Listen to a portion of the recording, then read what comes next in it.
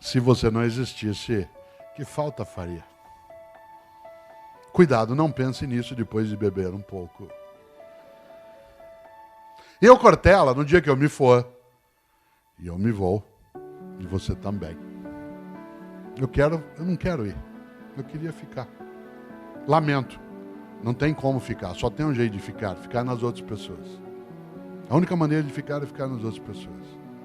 Eu estou lançando esse ano, no final do ano de 2018, um livro que comemora meus 30 anos como escritor.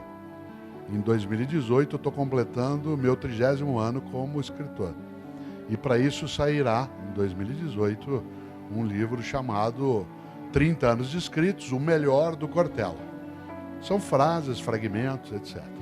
E é interessante porque, para poder compor esta reflexão, eu fico imaginando o que deveria ser essa seleção que foi feita.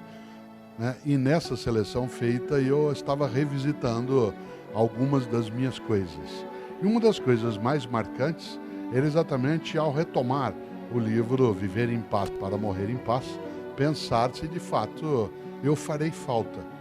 Esse livro, na introdução, e eu tive sempre, como tenho o apoio para fazê-lo, jornalista que faz a edição para mim, que é o Paulo G. Baile, eu, na introdução dele, ao contar a história dos livros, eu lembrei algo no final. Se alguém tiver acesso a ele, poderá ver isso. Ele não saiu, ele sairá no final de 2018, mas ele tem algo no final que é contar sobre algo curioso. Quando eu autografo um livro, e eu faço sempre com alegria, quando eu autografo, escrevo meu nome, sempre eu sinto na minha mão a mão da dona Mercedes, que foi a professora que me alfabetizou em Londrina em 1960. Não é psicografia, com respeito a quem tem crença nessa direção, não é algo de natureza metafísica, eu sinto a mão da dona Mercedes.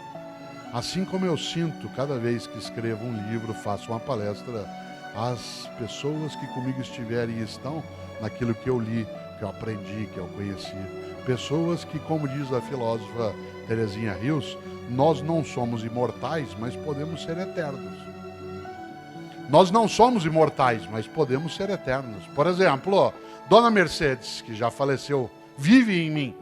E em dezenas e dezenas de outros que ela alfabetizou em Londrina, no grupo escolar Hugo Simas. Há autores que eu li, que eu pensei, que eu ouço, vivem em mim. E eu, Cortella, no dia que eu me for, mas eu não quero ir. Eu queria ficar. Lamento, só tem um jeito de ficar. Ficar nas outras pessoas. É interessante porque eu, até 10 anos de idade em Londrina, que é a minha cidade de origem, e eu conto isso no livro, não tinha televisão na minha cidade. Não é que não tinha na minha casa, não havia TV na minha cidade. Por isso, o que eu fazia à noite, não tendo TV, eu ficava pensando. E uma das coisas que eu pensava era, no dia que eu morrer, qual vai ser o meu epitáfio? Isto é, o que eu quero escrever no meu túmulo? Aos 10 anos de idade eu já tinha tendência à inutilidade filosófica. E eu ficava pensando, qual será o meu epitáfio? Hoje eu não tenho mais essa preocupação por uma razão, não quero mais ser sepultado, eu quero ser cremado.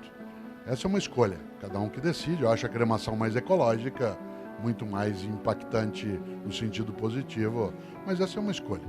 Né? Desse ponto de vista, há aí uma decisão que cada um toma, se der tempo, eu já tomei a minha, eu não quero ser sepultado, eu quero ser cremado. Essa é uma escolha. Faz a doação de órgãos e aí faz a cremação. Aliás, já até avisei as pessoas que essa é a minha intenção. Nesse sentido, claro que vale. Evidentemente que há aí uma questão. Eu sempre fui favorável à cremação nos tempos mais recentes. Inclusive porque a cremação, como eu dizia, é mais ecológica. Já imaginou se chineses e indianos aderissem ao sepultamento? Isso é sério, o impacto ambiental é fortíssimo. São Paulo, que é a cidade onde eu moro, tem o segundo maior cemitério do mundo, que é o cemitério da Vila Formosa. Tem 1,5 milhão de corpos sepultados lá. Você imagina o impacto disso no lençol freático, na proliferação de insetos, de roedores, de pragas urbanas. Aliás, eu fui secretário de Educação na cidade de São Paulo e, quando secretário, quis fazer uma campanha pela cremação na cidade. E tinha até bolado um cartaz belíssimo para fazer essa cremação, né? Mas não pude fazer porque acharam que aquilo era muito assemelhado, né, à propaganda. Mas era essa a intenção. Era um cartaz bem bonito, né, que tinha nele uma frase que ajuda bastante, que era para incentivar a discutir a cremação, que era: vem pra caixinha você também. Tá? E é claro que na época ficou difícil fazê-lo. Mas eu ia procurar patrocínio, mas alguns bancos acharam que podia impactar, né? E que era melhor procurar outros. Uma das coisas gostosas é que, claro, quando eu era a favor do sepultamento, o epitáfio, sabe o epitáfio, né? A inscrição tumular. A inscrição no túmulo é chamada de epitáfio. Aliás, eu tenho um livro, o Pedro mencionou aqui, Não Espere pelo Epitáfio. Né? Lembra do epitáfio dos titãs? Eu devia ter amado mais, sonhado mais, ter visto o sol nascer. E é interessante porque a ideia de epitáfio é aquilo que você deixa como lembrança. Eu, às vezes, sou homenageado em algumas situações, vez ou outra, como aconteceu aqui hoje, quando eu entrei, as pessoas aplaudem. Isso é uma coisa gostosa, sempre um afago no ego, uma coisa que é apreciável. Mas, às vezes, eu vou a alguns locais e as pessoas fazem elogios em excesso. Antes de começar, tá aqui o Cortella, que é isso, né? E eu sempre peço à pessoa, por favor, menos por uma razão. Na vida, enquanto você estiver vivo, você sempre pode decepcionar as pessoas. Quanta gente nos decepcionou e decepciona na vida.